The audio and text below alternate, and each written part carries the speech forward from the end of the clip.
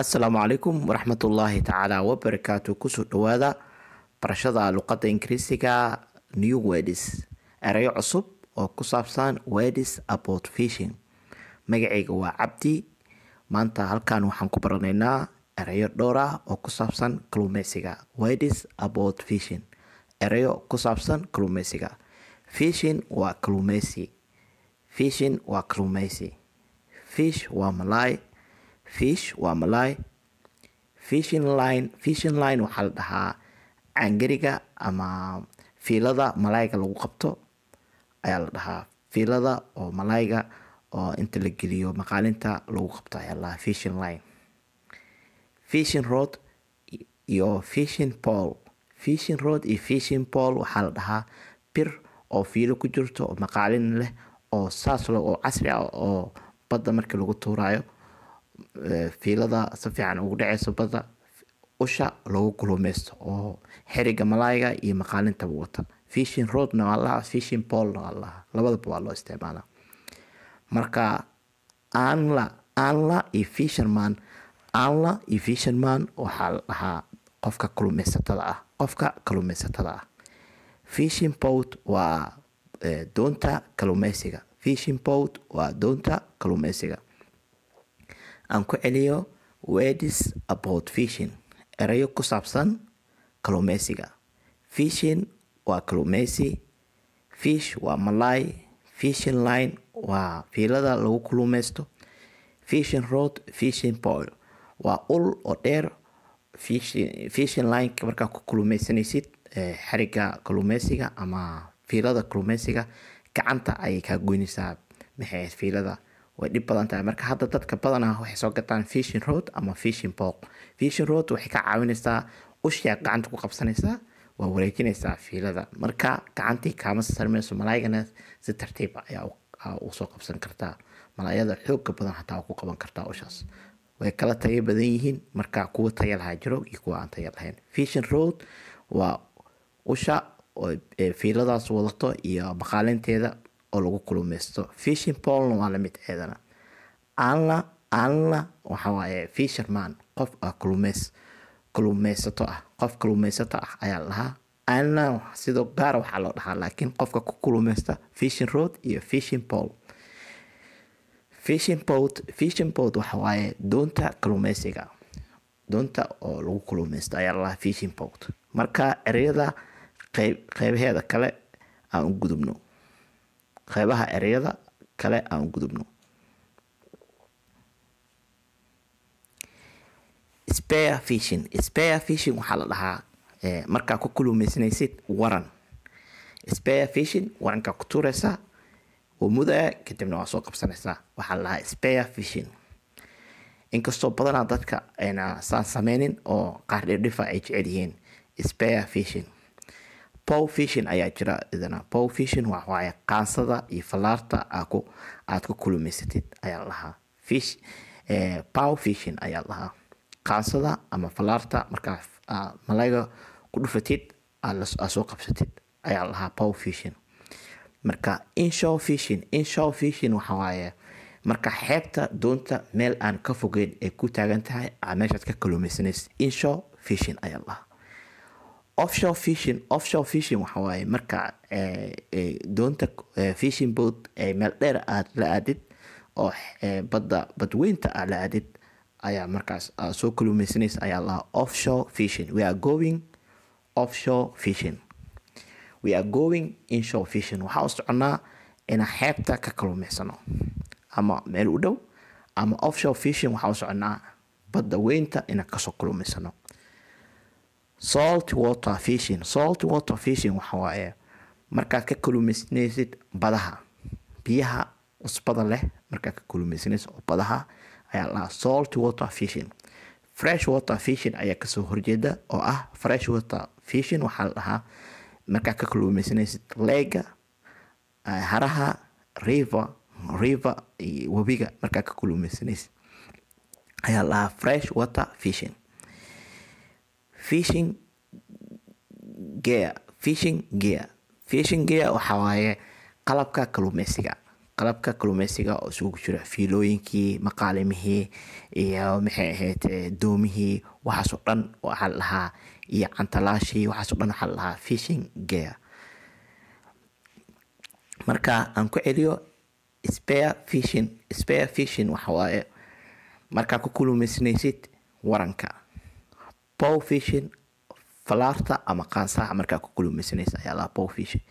inshore fishing waxa waaye markaa ka kalluumeysanaysid xeebta meel u dhow oo doontaada meesha ku taalo biyaha sare aada aadin. offshore fishing ayaa kasoo horjeeda oo ah markaad kalluumeysu aadid meelo fogfog oo badda weynta ah oo aadid ayaa la offshore fishing allah. salt water fishing markaa biyaha badaha, biyaha cusbada leh markaa ka kalluumeysanaysid badaha ayaa la markaa ka kalluumeysanaysid. fresh water fishing markaa ka kalluumeysanaysid biyaha macaan oo ah haraha iyo maxay ahayd river webiga ka kalluumeysanaysid allah. fresh water fishing. fishing gear waxaa la qalabka kalluumeysiga oo aad markaa la isku dhahaa fishing gear. waxaa leedahay I need fishing gear before going to the fishing. intaana aadan kalluumeysiga waxaan u baahanahay qalabka kalluumeysiga. marka aan ka gudubno qaybta kale, aan u gudubno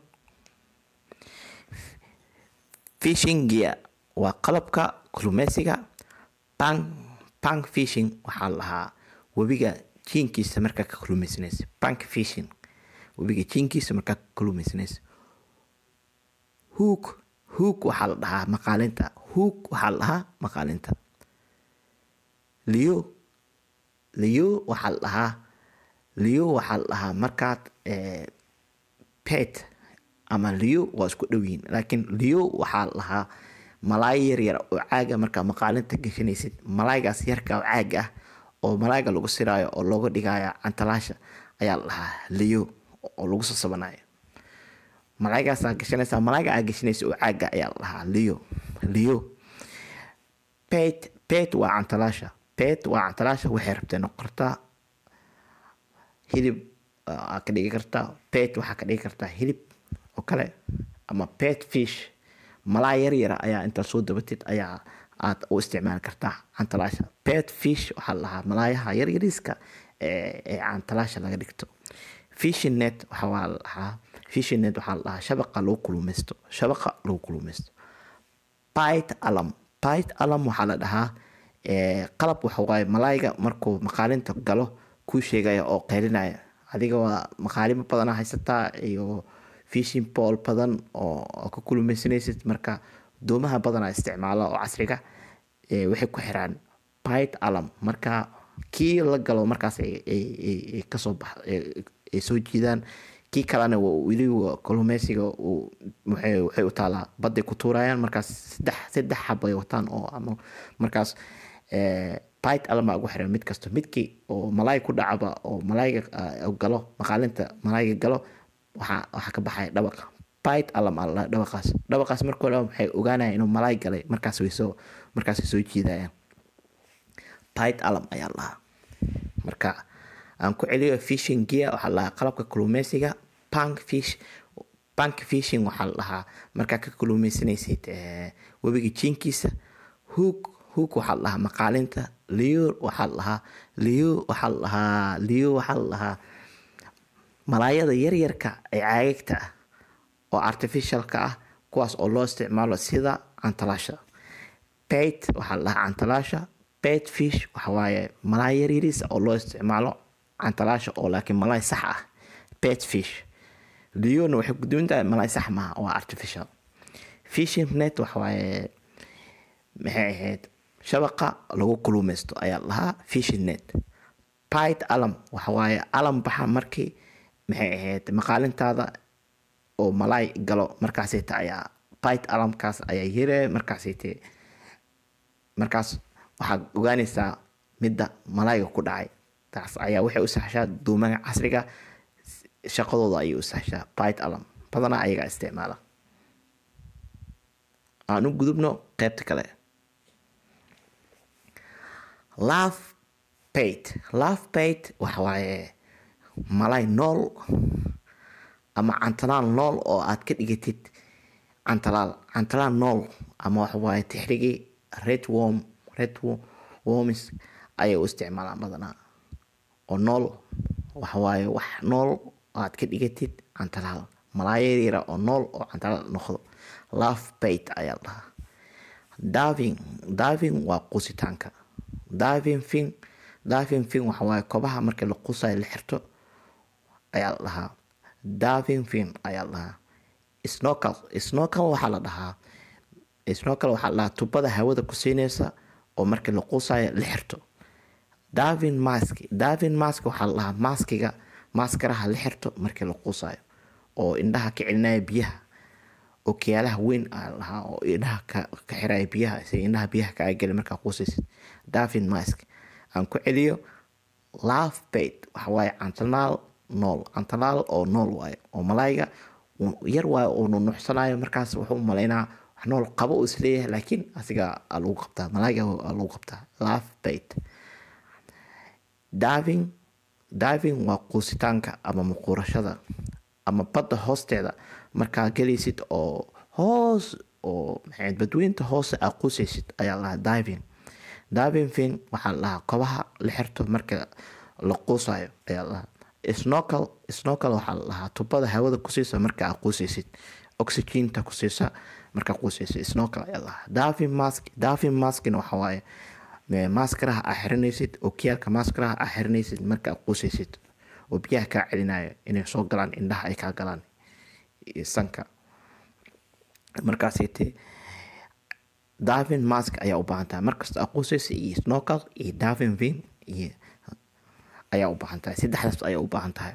Diving fin waxa waaye kobaha la xiranayo. Snorkel waa qalabka oxygen-ka ku siinayo ee hawada ku siinayo, tubadaas ayaa la snorkel. Diving maskina waxaa la maaskaraha markii la quusayo la xiranayo. marka cashirkeena oo ereyadii ku saabsanaa kalluumeysiga intaa ayaan kusoo gabagabeynaynaa. intaan ku kulmi doona cashir midkaan lamid ah, waxaan idinkaga tegayaa sidaa iyo nabadgelyo. assalaamu calaykum waraxmatullaahi tacaala wabarakaatu.